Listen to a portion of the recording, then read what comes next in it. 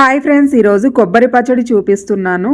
వేడి వేడి అన్నంలోకి ఈ కొబ్బరి పచ్చడి వేసుకొని తింటే చాలా చాలా బాగుంటుంది. ఒక టెంకాయ తీసుకున్నాను కొబ్బరి, ఇలా సన్నగా కట్ చేసుకొని పెట్టుకోవాలి. ఇప్పుడు ప్యాన్లో ఆయిల్ వేసుకొని కొబ్బరిని ఫ్రై చేసుకోవాలి.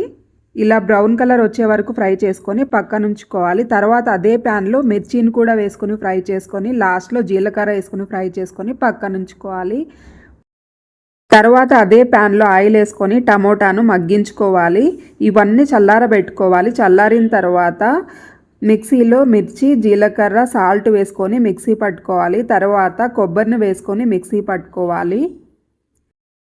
ఇప్పుడు ఇందులో టమోటాను వేసుకొని కట్ చేసి పెట్టుకున్న ఆనియన్ వేసుకోవాలి. నానబెట్టుకున్న చింతపండు వేసుకొని సరిపడా వాటర్ వేసుకొని మిక్సీ పట్టుకోవాలి. మిక్సీ పట్టుకున్న తర్వాత ఇదంతా ఒక బౌల్లో వేసుకొని 1 ఆనియన్ కట్ చేసుకొని వేసుకోవాలి. అంతే, కొబ్బరి పచ్చడి రెడీ అయిపోయింది.